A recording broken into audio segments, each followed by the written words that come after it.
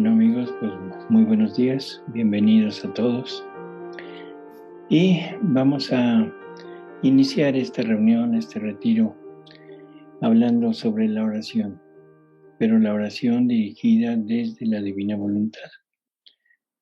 En realidad, primero, antes que otra cosa, necesitamos situarnos en un contexto de quién es el hombre, de cómo fue creado y de para qué fue creado, para después empezar a entender qué es la oración, por qué la necesidad de la oración y después de esto pasar realmente ya a la oración en la divina voluntad.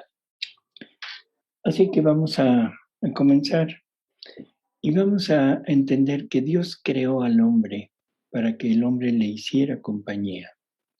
O sea, el hombre fue creado exactamente para eso, para hacerle compañía a Dios, pero al Dios hombre, o sea, al Dios que está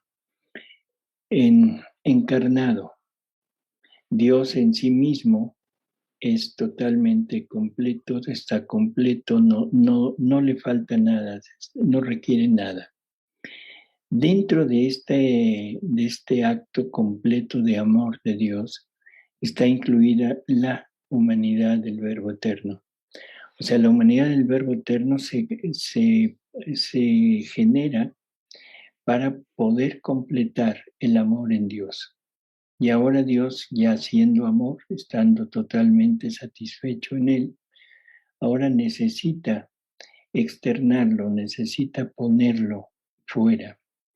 Y es la humanidad del Verbo Eterno, o sea, lo que después en el tiempo será Jesús, ahora es el que necesita, y la palabra lo quiero recalcar, es necesita estar en compañía y poder compartir todo lo que Él es. Para en medio entender esto, vámonos al libro 12, la lectura 123 del libro 12, en donde Jesús dice lo siguiente: si supieras cómo deseo, suspiro, amo la compañía de la criatura. Es tanto que si al crear al hombre dije, no es bueno que el hombre esté solo, hagamos otra criatura que lo asemeje y le haga compañía a fin de que uno forme la delicia del otro. Estas mismas palabras antes de crear al hombre las dije a mi amor. No quiero estar solo. Quiero a la criatura en mi compañía.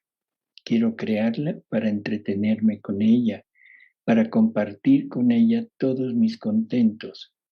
Con su compañía me desahogaré en el amor. Entendido esto, o sea, no quiere estar solo. ¿Dónde? ¿Cómo? ¿Por qué? Si es uno con el Verbo Eterno, si es uno con Dios, y ahora nos dice que no quiere estar solo. Por supuesto, porque ahora el Verbo Eterno encarnado, o sea, Jesús, va a estar en la diestra de Dios, o Jesús mismo es en la diestra de Dios, y ahí quiere una compañía, pero una compañía adecuada, una compañía que le haga par a Él en todo y pueda darle todo su amor y recibir un amor, pero un amor de la misma naturaleza. A veces esto lo he repetido en varias ocasiones, espero que no sea cansado, pero es para entender lo siguiente. Cuando Adán es creado y Adán está en compañía de Dios en el paraíso terrenal, y se oyen estas palabras que acabamos de oír ahorita de Dios diciendo, no es bueno que el hombre esté solo. Y dice, hagámosle una compañía, hagamos a una criatura igual a él. Lo primero que hace Dios es le lleva a todos los animales, o sea, los animales que ya existían en el planeta. Y esto parece como un poquito como que saca de contexto esas palabras de Dios. Sin embargo, al final, después de que Adán les puso el nombre a todos y las vio a todas, se dice, en el Génesis dice, no se encontró compañía adecuada para Adán. ¿Y la razón cuál sería? Bueno, la razón es simple y sencillamente que no había alguien de la misma naturaleza de Adán.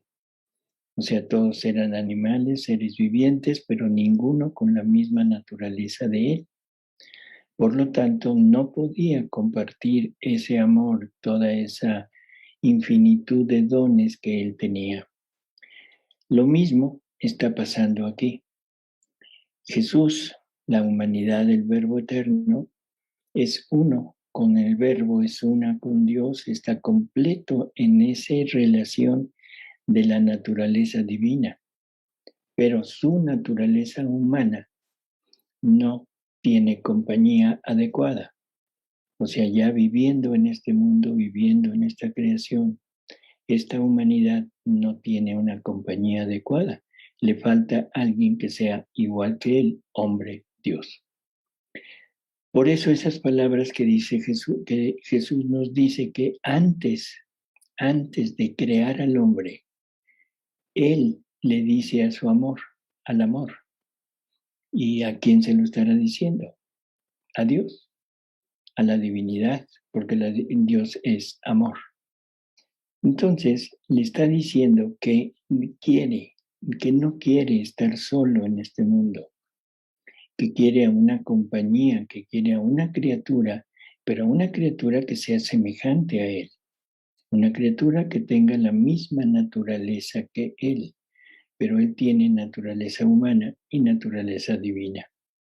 Por lo tanto, ahora es la necesidad de que la criatura creada, o sea, nosotros, tengamos la misma naturaleza para poder compartir con Él, para poder llevar una unión, para poder llevar una compañía adecuada, una amistad, en fin, todo lo que se pueda entender por compañía, pero con la misma naturaleza de verdadero hombre y verdadero Dios.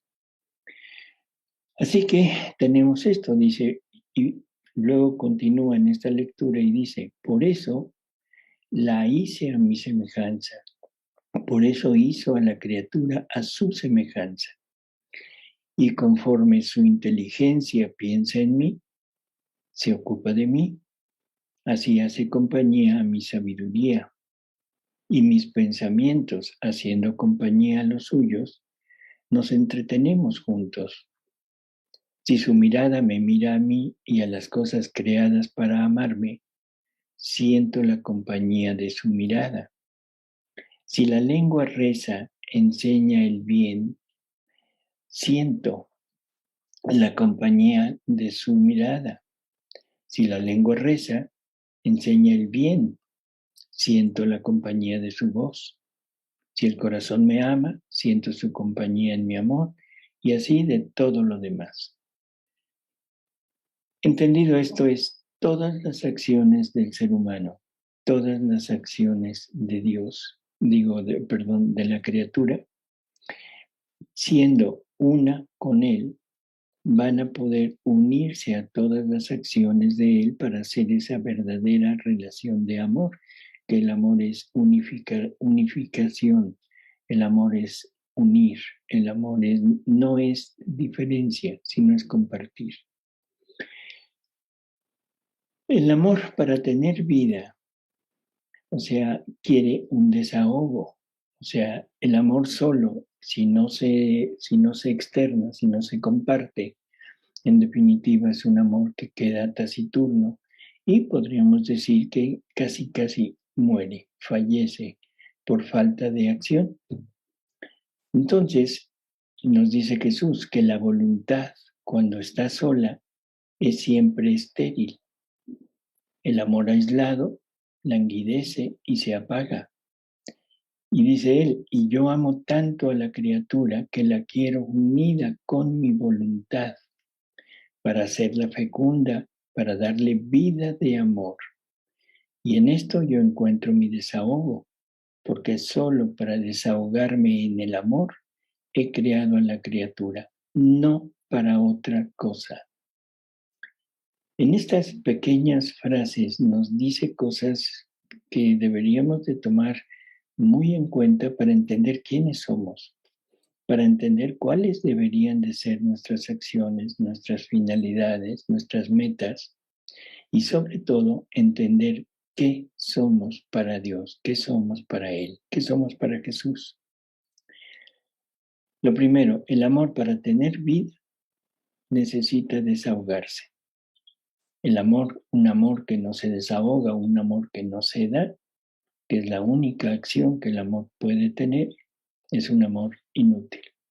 Es un amor que no tiene ninguna función y por lo tanto desfallece. Y luego parece que nos cambia el discurso porque empieza a hablar de la voluntad. Y dice, la voluntad cuando está sola es siempre estéril, pero inmediatamente vuelve a lo mismo. El amor aislado languidece y se apaga. Y ahora, como Él nos ama de esta manera, nos quiere unidos a su voluntad, para que la voluntad divina en nosotros nos convierta en amor y nos haga fecundos, ¿sí? Porque nos va a dar la vida del amor. Y ahora ya con la vida del amor producida, generada por la voluntad divina en la criatura, ahora podemos entablar esa relación de amor, ¿sí? Y luego nos dice que esta es la forma en que Jesús, está hablando él, Jesús encuentra su desahogo. Y luego dice, la única finalidad que tuvimos para crear a la criatura, o sea, a nosotros, la única finalidad es exactamente esa, desahogarse en amor, poder amar, poder tener ese acto único de él, que es el amor, y poder tener una retribución de la misma manera, a la par del amor de Él. O sea, corresponderle con el amor de Él. No fuimos creados para otra cosa, sino para servir de amor a Él. Nosotros venimos de Dios y por lo tanto debemos regresar a Dios. O sea, sería absurdo pensar que fuimos creados para dirigirnos hacia otra parte, hacia otro ser. Somos de Dios, estamos en Dios. Y eso es lo que realmente nos lleva a pensar en Él. Y nos dice Jesús también lo siguiente. Dice, el hombre primero nace en mí y por eso recibe la marca de la divinidad. Y saliendo de mí, ¿sí? Para renacer del seno materno, le doy la orden de caminar un pequeño trecho y al término de este camino, yo me hago encontrar por él y lo recibo de nuevo en mí, haciéndolo vivir eternamente conmigo. Si entendemos esto, salimos de él para regresar a él, deberíamos de entender cuál debe ser la santidad de este hombre, o sea, cuál debe ser la vida de nosotros. Porque saliendo de un Dios santo, saliendo de un Dios amor, en definitiva, todo el camino que debemos recorrer debería de ser un camino de amor, un camino de retribución, un camino de compañía y de unión con Él. Nos corrompemos en el camino. Hemos distorsionado totalmente la finalidad con la que Él nos creó y por eso es que Él, en el momento de que nosotros terminamos el camino, no nos reconoce, no somos amor. Por lo tanto, no llevamos la marca divina y nada encuentra Él de lo nuestro, de lo suyo en nosotros y por eso nos rechaza. Entonces, este fue el inicio del ser humano en el tiempo, en la creación. Adán, el primer hombre creado, tenía la marca de lo divino en él. Era inseparable de su creador. No tenía necesidad de ninguna otra cosa para llevar a cabo y terminar su finalidad, que esa era ser compañía para Dios, compañía con la cual podría desahogar su ansia infinita de amar, que es darse y de ser amado. El hombre no tenía que buscar medios para entrar en relación con su Creador. O sea, desde el primer instante de su vida, teniendo en él la vida divina, la vida del amor divino producida por la voluntad divina que se le había compartido, desde ese momento el hombre comprendía perfectamente quién era él, quién era aquel Señor con el cual tenía que convivir, o sea, quién era Jesús, quién era su creador, quién era su Dios. Y tan es así que el primer acto de Adán en el momento de cobrar vida fue un te amo, pero un te amo continuado. Este fue el punto. El hombre ya no tenía que buscar formas de relacionarse con su creador. O sea, vivía con él. Y esto está desde la revelación pública, desde el Génesis, donde nos dice que Dios se paseaba en el jardín, en ese jardín en donde habitaba Adán, y eso nos indica esa relación, esa intimidad que había entre la criatura y su creador. No había necesidad de nada, absolutamente. ¿Qué fue lo que hizo Adán en el momento de abrir los ojos a la luz? Después de que Dios le había insuflado, le había puesto su aliento para darle vida y se había puesto él mismo en el hombre para que el hombre viviera. ¿Qué fue lo que realmente hizo en ese momento?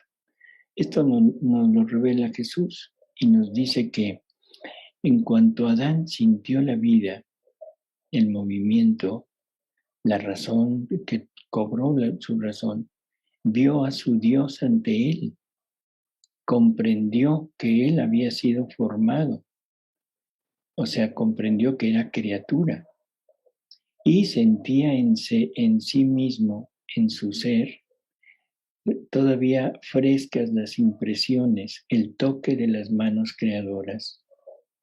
Y agradecido en un ímpetu de amor, pronunció su primera palabra: te amo, Dios mío, Padre mío, autor de mi vida. Pero continúa Jesús y nos dice, no fue solo la palabra, sino que el respiro, el latido, las gotas de su sangre que corrían por sus venas, el movimiento, todo su ser unido a coro dijeron, te amo, te amo. Así que la primera lección que aprendió de su Creador, la primera palabra que aprendió a decir, el primer pensamiento que tuvo vida en su mente, el primer latido que formó en su corazón fue, te amo, te amo. Se sentía amado y amó. Así que esto también es necesario entenderlo. Jesús nos dice que Él creó al hombre todo amor. Él siendo amor, debería de ser todo amor, su creación, y que fue que los nervios, los huesos, las carnes, todo lo que hizo en nosotros son amor. Por lo tanto, el único movimiento de todo nuestro ser es exactamente ese, amar. Igual que el primer movimiento de Dios es amar. Pero ¿amar a quién? Bueno, en este caso estamos hablando de que Adán, teniendo la ciencia infusa en sí mismo, teniendo esa sensación todavía de la divinidad creándolo y sabiéndose criatura, que eso quizá es una de las cosas más importantes, tener conciencia de que somos criaturas, de que somos seres creados.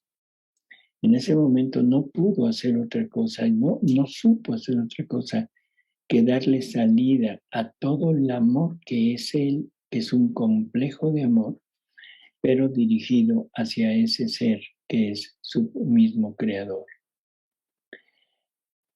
Así que era la misma palabra que con la que Dios había creado, ¿sí? Era la misma palabra con la que Dios lo había creado. Dios lo creó en el amor. Ahora el hombre responde con la misma palabra que es amor. Era nuestro amor, dice Jesús, creado por nosotros en la criatura, que nos decía te amo. ¿Cómo no quedar herido? ¿Cómo no corresponderlo con un amor más abundante, más fuerte, digno de nuestra magnificencia? Dice, en cuanto lo oímos decir te amo, así nosotros le repetimos te amo. Pero en nuestro amor, en nuestro te amo, hicimos correr en todo su ser la vida obrante de nuestra divina voluntad. Así que encerramos en el hombre como dentro de nuestro templo nuestra voluntad, para que encerrada en el círculo humano, mientras permanecía en nosotros, obrara cosas grandes, y fuera ella el pensamiento, la palabra, el latido, el paso, la obra del hombre. Curiosa verdad que nos acaba de dar. En el momento que Dios dice te amo, que le dice a la criatura te amo como correspondencia de aquel primer movimiento del hombre hacia él, en ese te amo de Dios encierra, pone en nosotros la divina voluntad y la pone ya como vida nuestra, ¿sí? Entonces, en esa divina voluntad, ¿qué hace? ¿Qué efectos tiene dentro de la criatura? Bueno, pues es simplemente mover todo nuestro ser a darse continuamente, es el movimiento, y el movimiento de nuestro ser, que es amor, es amar. ¿Y amar a quién? A nuestro Creador. Esta era la relación de Adán con la criatura, con Dios, con la divinidad. Esta era la relación de Dios con su criatura. Entonces debemos ver cómo en el principio o el principio de la vida de Adán fue un acto pleno de amor hacia Dios, de todo su ser. Seguimos así y debemos entender que Adán hasta en tanto se mantuvo en este estado, hasta en tanto se mantuvo como hijo primogénito de la divina voluntad y que como gracias a esto, por consecuencia, él tenía el primado sobre todo, él lo visitaba, o sea, Jesús visitaba al hombre frecuentemente. Dice, mi voluntad reinante en él le suministraba todos los modos necesarios para entretenerse conmigo como hijo que forma la consolación de su padre. Así que yo hablaba con él como a un hijo y él conmigo como a su padre.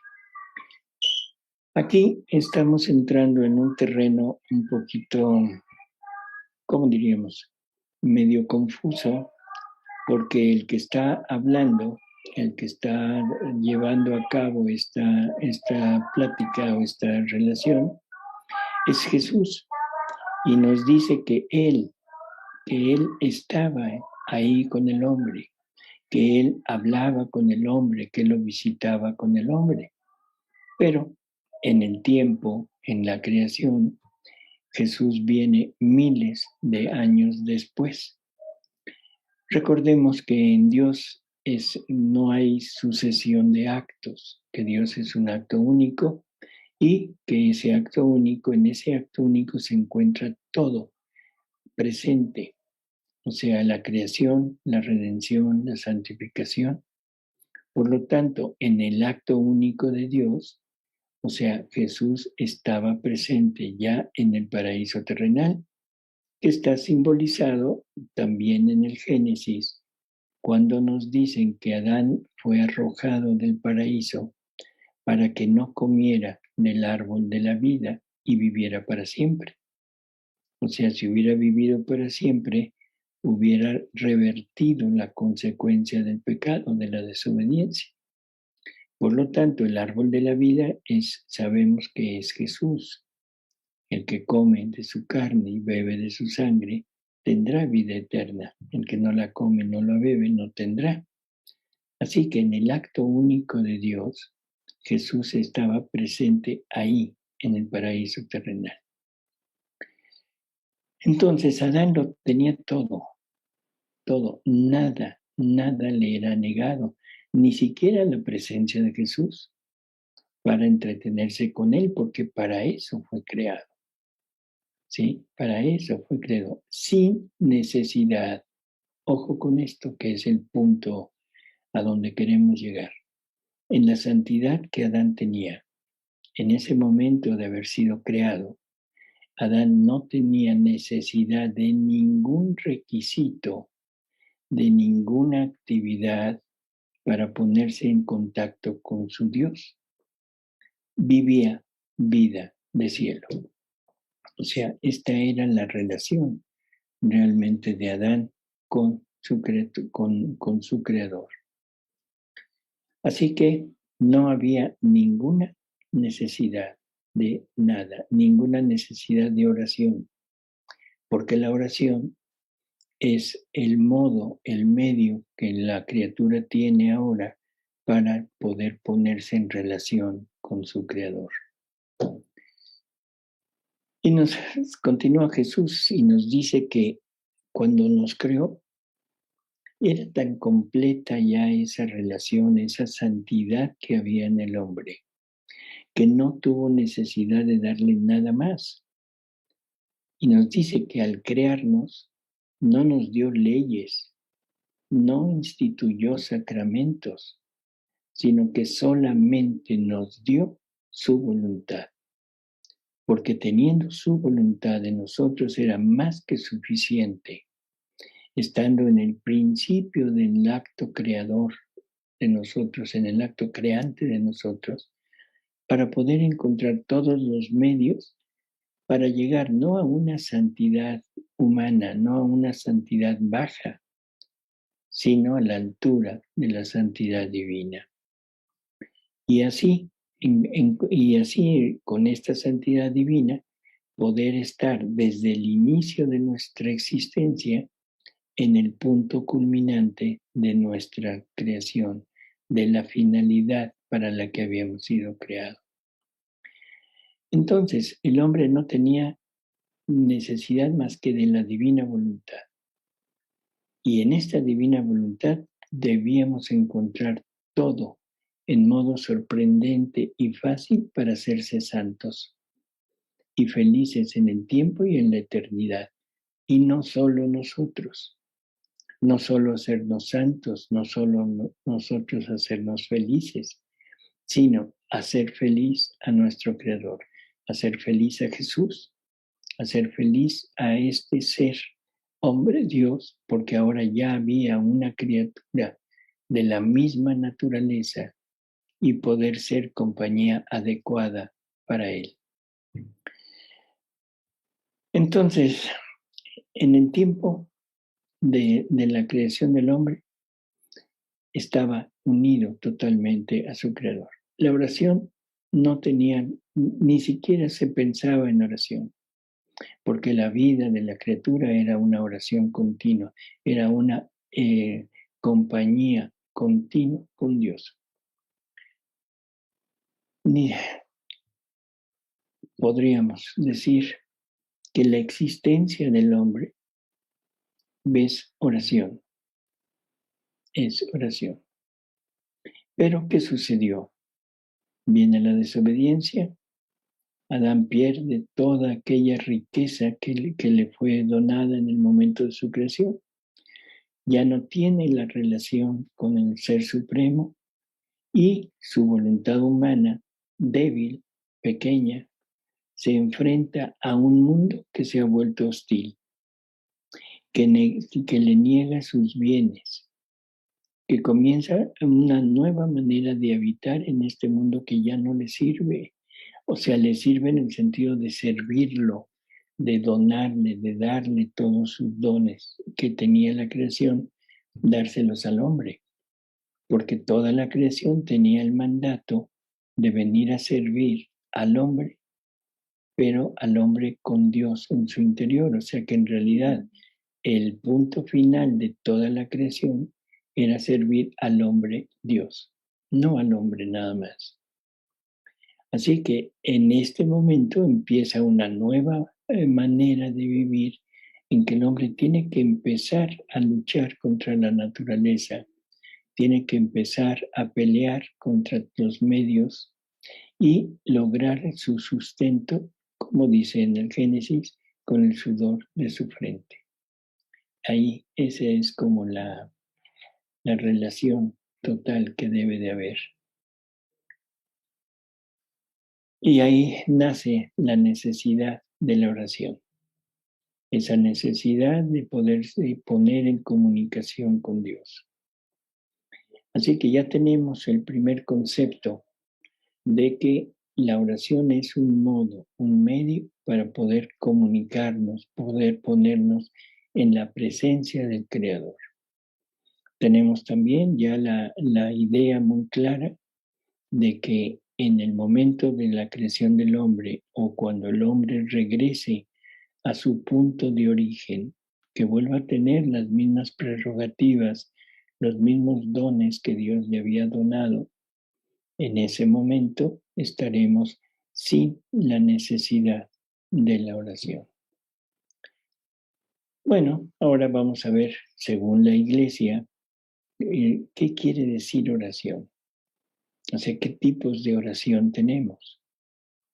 Lo primero es, vamos a la definición gramatical de oración. Y según el diccionario de la Real Academia Española dice, dirigirse mentalmente o de palabra a una divinidad o a una persona sagrada, frecuentemente para hacerles una súplica. Se está refiriendo prácticamente a la oración de petición. Ahora, ¿cuántos tipos de oración existen? Nos dicen que hay 5 formas principales de oración, que son la bendición, la adoración, la oración de petición y de intercesión, la oración de acción de gracias y la oración de alabanza. La de bendición. Dice, una bendición es una oración que pide la bendición de Dios sobre nosotros. Toda bendición procede únicamente de Dios. Su bondad, su cercanía, su misericordia son bendición. La oración de adoración. Dice, toda persona que comprende que es criatura de Dios, reconocerá humildemente al Todopoderoso y lo adorará. La adoración cristiana no ve únicamente la grandeza, el poder y la santidad de Dios. También se arrodilla ante el amor divino que se ha hecho hombre en Jesucristo. Quien adora verdaderamente a Dios se pone de rodillas ante Él o se postra en el suelo. En esto se muestra la verdad de la relación entre Dios y el hombre. Él es grande y nosotros somos pequeños. Al mismo tiempo, el hombre nunca es mayor que cuando se arrodilla ante Dios en una entrega libre. El no creyente que busca a Dios y comienza a orar puede de este modo encontrar a Dios. Todo esto es del catecismo de la Iglesia Católica, por eso lo estamos repitiendo palabra por palabra, ¿no? Luego dice la oración de petición, si Dios que nos conoce completamente sabe lo que necesitamos. Sin embargo, quiere que pidamos, que en las necesidades de nuestra vida nos dirijamos a Él, le gritemos, le supliquemos, nos quejemos, le llamemos, que incluso luchemos en la oración con Él. Ciertamente Dios no necesita nuestras peticiones para ayudarnos. La razón por la que debemos pedir es por nuestro interés. Quien no pide y no quiere pedir, se encierra en sí mismo. Solo el hombre que pide se abre y se dirige al origen de todo bien. Quien pide, retorna a la casa de Dios. De este modo, la oración de petición coloca al hombre en la relación correcta con Dios que respeta nuestra libertad. Yo sí quisiera hacer hincapié aquí en algunas pequeñas cosas que hacen un poco de ruido. ¿Por qué? Porque dice que Dios no necesita nuestras peticiones para ayudarnos. O sea, lo que está diciendo es que prácticamente Él lo conoce todo, Él hace todo, Él nos da todo por amor, ¿sí? Pero quiere que nosotros vayamos reconociendo quién es Él y reconociendo que somos criatura, que somos necesitados de Él. O sea que en realidad tenemos que llegar a entender que todo el bien que podamos tener en este mundo, en nuestra vida, en nuestra existencia, sale de Dios. Y que Dios de alguna manera quiere que nosotros lo pidamos. Es cierto, o sea, somos necesitados de todo. Jesús en el Evangelio nos invita a pedir, a rogar, a insistir. Bueno, y la pregunta es, bueno, ¿y por qué será tanta insistencia de Él en que nosotros hagamos esto? Bueno, lo primero es reconocer que somos criaturas. Vuelvo a repetirlo, esto es algo que debemos tener muy en mente. Somos criaturas y por lo tanto somos seres creados. Por lo tanto, necesitados y toda la finalidad de nosotros depende del Creador, no depende de nosotros. Toda nuestra finalidad debe estar centrada siempre en el Creador. Y quiere que reconociendo que somos criaturas, reconozcamos que somos necesitados, pero por haber sido tomados, vamos a decirlo de esta manera, por el pecado, por habernos separado de Él, por habernos alejado de Él. Y lo que Él está queriendo es que regresemos. O sea, prácticamente es como la parábola del hijo pródigo. O sea, el hijo pródigo está en casa del padre, no tiene necesidad de nada, tiene todo con él, y él en ese momento, o sea, ya tiene prácticamente todo hecho. Tu vida está asegurada, todos los dones, todas las riquezas, todo lo que pueda desear, lo tiene ahí, en él. Pero lo principal, tiene la relación, la unión, esa comunión con su Padre. Sin embargo, o sea, se deja dominar por su voluntad humana, se deja dominar por los deseos, por los ejemplos de los demás, y en ese momento le exige al Padre que le entregue lo que es de él, que es realmente su herencia, que le dé su herencia. El padre acepta, respeta la voluntad de aquel hijo y se le entrega y se va. ¿Qué le sucede a ese hijo? Que empieza a malgastar su herencia con amistades, con relaciones que no le convenían, que lo único que buscaban de él era el poder disfrutar de lo que él tenía. Cuando termina con su herencia, cuando se ve totalmente abatido, empieza a ver que todas las criaturas le dan la vuelta. No era realmente una cercanía, una amistad, una unión con él real, sino era todo por conveniencia. Empieza a pasar hambre, empieza a sufrir, empieza a tener incluso empleos que eran denigrantes, o sea, y empieza a desear comer la comida de los cerdos. Cuando se recuerda del padre, entonces intenta llegar al padre, pero no intenta llegar como hijo. Se siente indigno y entonces quiere regresar, pero aunque sea como siervo, como un sirviente. Regresa a pedirle perdón al padre, a rogarle que le dé un empleo. ¿Y qué hace el padre? Le restituye todo lo que sus prebendas de hijo, todo lo que a él le corresponde por ser hijo. Bueno, esto es exactamente lo mismo que ha pasado con el ser humano. El ser humano, de estar en la casa del Padre, de poseer todas las pertenencias del Padre, en ese momento entra el orgullo, entra la soberbia, entra los gustos, la avaricia, todo lo que podamos pensar. Y pedimos nuestra herencia para vivir nuestra vida totalmente separados. Pensamos que es denigrante estar sujetos a un Dios, a nuestro Creador. Pensamos que es total y absolutamente como un acto de sujeción, de dominio, de tiranía del Padre, estar dictando órdenes o estar dictando maneras de poder estar o vivir con Él. Nos da nuestra herencia. ¿Cuál es nuestra herencia? Nuestra vida, nuestros atributos, todo lo que tenemos como nuestro, o sea, que no forma parte de la naturaleza divina. Y los únicos atributos que tiene el hombre son las miserias. Esos son los atributos del hombre.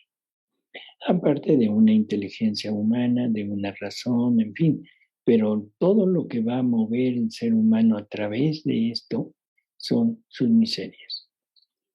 En ocasiones, la miseria, ya sabemos, la miseria es como la materia prima de la virtud.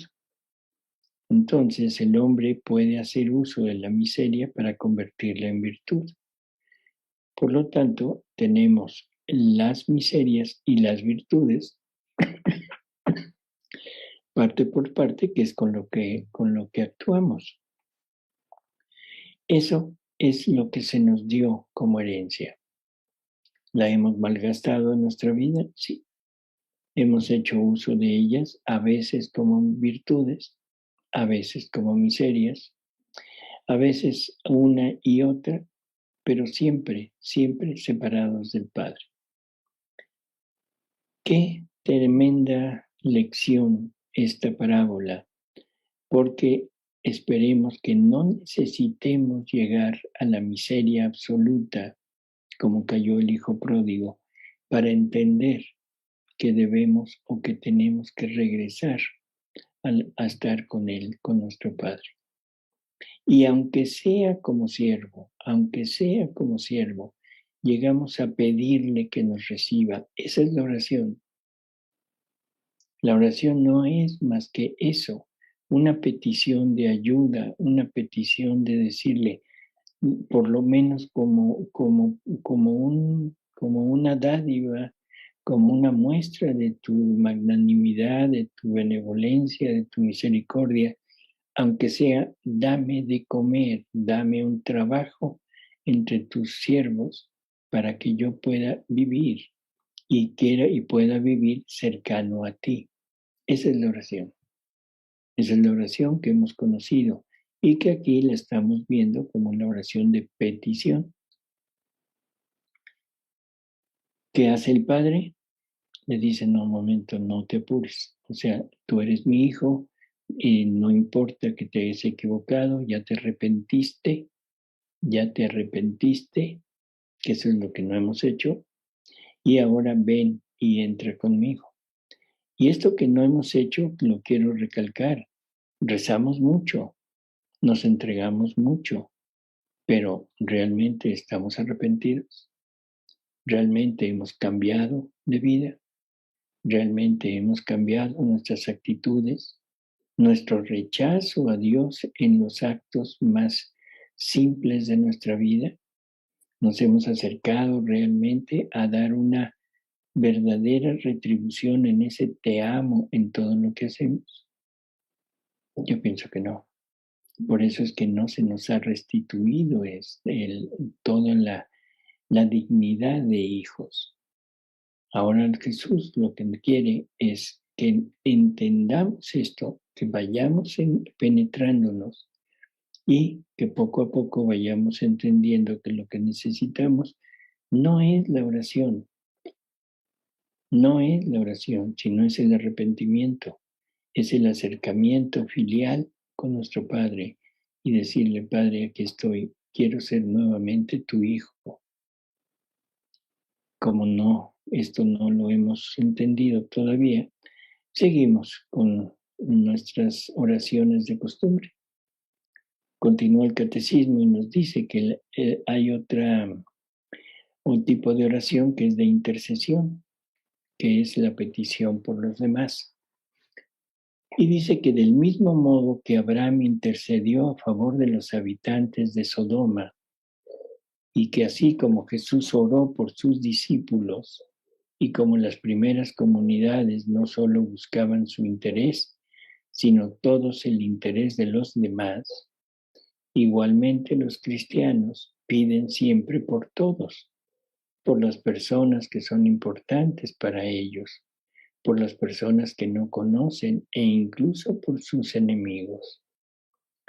Cuanto más aprende un hombre a rezar, tanto más profundamente experimenta que pertenece a una familia espiritual, por medio de la cual la fuerza de la oración se hace eficaz y que con toda mi preocupación por las personas a las que amo, estoy en el centro de la familia humana. Puedo recibir fuerza de la oración de otros y puedo suplicar para otros la ayuda divina.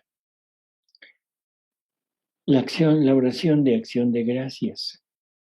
Dice, todo lo que somos y tenemos viene de Dios. San Pablo dice, ¿tienes algo que no hayas recibido? Dar gracias a Dios, el dador de todo bien, nos hace felices. La mayor oración de acción de gracias es la Eucaristía, en la que Jesús toma pan y vino para ofrecer en ellos a Dios. ¿Sí? Toda acción de gracias de los cristianos es unión con la gran oración de acción de gracias de Jesús, porque también nosotros somos transformados y redimidos en Jesús. Así podemos estar agradecidos desde lo hondo del corazón y decírselo a Dios en muchas formas. Esas otras formas son la alabanza. O sea, Dios no necesita de ningún aplauso, pero nosotros necesitamos expresar espontáneamente nuestra alegría en Dios y nuestro gozo en el corazón. Alabamos a Dios porque existe y porque es bueno. Con ello nos unimos ya a la alabanza eterna de los ángeles y los santos en el cielo. Bueno, y ahora vamos a hacernos una pregunta. ¿Para qué sirve la oración? Ya lo hemos respondido, pero vamos a tratar de profundizar un poco más. Es vida para el espíritu, ¿sí? Y medio de comunicación con Dios, que ya lo hemos comentado. Ahora, ¿qué dice? ¿Cuál es la oración más perfecta? Celebramos a Dios porque es bueno, lo alabamos porque es grande y porque su misericordia es eterna. ¿Qué es la oración de ofrecimiento? El Señor todo lo recibe también, ¿sí? Todo lo recibe, también nuestros más pequeños ofrecimientos de amor que se convierten en una oración. ¿Cómo orar cuando alguien te hace sufrir? Al rezar por quienes te hacen sufrir, te das la oportunidad de desahogarte y de hacerlo con quien es todopoderoso y puede remediar las cosas. Bueno, Creo que en términos generales ya tenemos el punto clave de todo esto y entendemos ahora que la oración es francamente la parte necesaria para el hombre caído para poder tener un acercamiento hacia el Creador, tener una forma de irnos acercando poco a poco a Él. Hasta aquí tenemos esta parte primera, ¿no? Ahora, este entrar en la oración en la divina voluntad, lo repito, es un tema difícil porque la oración se ha convertido en nosotros en el centro de nuestra actividad, de nuestra práctica religiosa. Hemos centrado nuestra relación con Dios en la oración y es obvio porque es la única manera que tenemos de entrar en esta comunicación nuevamente con Él. Y por eso es el significado que le hemos dado, que es la elevación del alma a Dios para amarlo, adorarlo, alabarlo, glorificarlo, darle gracias, implorar perdón por nuestros pecados y pedir lo que necesitamos. La oración es la fuente de la gracia. Ahora, por elevación debemos entender que las dos facultades principales, que son el entendimiento y la voluntad, se dirigen a Dios. El entendimiento pensando en Él o hablando con Él. La voluntad excitándose a efectos de adoración, amor, perfección, petición, etc. Esto debemos de repetirlo para entenderlo perfectamente. O sea, la oración es la fuente de la gracia. Y ahora dice que por elevación entendemos las dos facultades principales del alma, o sea, las dos potencias del alma, las que son la inteligencia y la voluntad.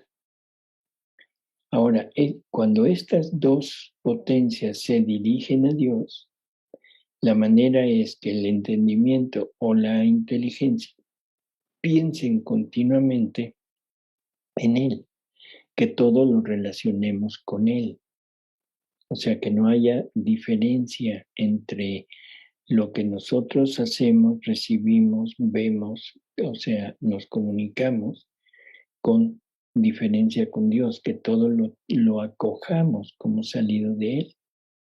Y la voluntad es que todos nuestros actos se dirijan hacia Él y por lo tanto exciten las sensaciones de afecto, o sea, de adoración, de amor, de petición, etc. En última instancia, la finalidad que el hombre tiene en la mente cuando ora es unirse con la divinidad. Y aparece el disco rayado, continuamente unirse con la divinidad, estar en contacto con la divinidad, lo cual quiere decir que la divinidad está lejos. Debemos entender esto de esa manera. Si yo hago todo para unirme, para llegar a estar con la divinidad, en definitiva lo que estoy pensando es que Dios está lejos. O sea, eso creo que es muy, muy lógico. Entonces, ¿qué tenemos que hacer? Bueno, seguir con esta actitud de pensar en un Dios lejano. Ese es el mal mayor que la criatura tiene. Pensar que Dios está lejano de él. ¿Lejano en qué? ¿En distancia o en vida? No, lejano en vida. O sea, en distancia no hay ni la más mínima separación. Simplemente recordemos el catecismo de la Iglesia Católica. ¿Dónde está Dios? Dios está en el cielo, en la tierra y en todo lugar. Por lo tanto, está junto con nosotros, en nosotros, o sea, dándonos la vida, manteniéndonos la vida, estando suministrándonos todos los bienes y por lo tanto está unido a todo lo que nosotros estamos recibiendo. Así que ese dirigirnos a Dios para estar en cercanía con Él no se refiere a una cercanía de distancia, se refiere a una cercanía de vida. O sea, unirnos con la divinidad. Pero siempre es el hombre dirigiéndose a Dios. ¿Sí? O sea, es en la mente, en la intención, en el pensamiento, en la voluntad. Y ahora, en esta oración existen dos seres, el hombre y Dios. El hombre intenta agradar a Dios con sus actos humanos, virtuosos, modelados por la gracia, pero a final de cuentas humanos. Y la oración nos recuerda lo necesitados que estamos. O sea, cuando el hombre ora, eso nos recuerda la separación que tenemos con Dios, la distancia que existe y lo necesitados que estamos de Dios. El hijo pródigo implorando, queriendo acercarse al Padre, un Padre distante. Ahora, esta oración se divide en mental y vocal. ¿Puede existir la oración mental sin la vocal? Sí. O sea, meditamos y no necesitamos la voz. Pero nunca va a existir la oración vocal sin la mental, porque las palabras que no van acompañadas de la atención, de la devoción, de la humildad, de la confianza, de la perseverancia y piedad, no pueden recibir certificado de oración, convirtiéndose en un simple acto rutinario, sin valor, no importando que se le siga dando el nombre de oración. Y esto creo que lo hemos sufrido o lo hemos experimentado todos. O sea, en un momento dado estamos orando, estamos rezando o recitando y al mismo tiempo estamos pensando en otras cosas. Estamos pensando en las actividades que tenemos que realizar, estamos pensando en lo que va a suceder, en fin. O sea, se distrae la mente, se disocia la mente con la palabra. Y la palabra resulta en automático. Por eso es que la oración recitada no tiene gran valor. La oración mental es diferente, porque la oración mental nos ocupa en estar en meditación y en una comunicación continua con lo que estamos queriendo hacer. ¿Y se puede combinar la oración mental con la vocal? Sí, pero la vocal sola, cuando la dejamos sola, que es lo que generalmente hacemos, recitamos, sobre todo cuando leemos oraciones, es ya como automático que desconectamos la parte de atención de la parte de recitación. Desafortunadamente, esta última oración, que es la vocal, es la que ha tomado carta de naturalización entre los católicos y católicos en todo el mundo, habiendo sido fomentada y alimentada por la proliferación de las oraciones de petición.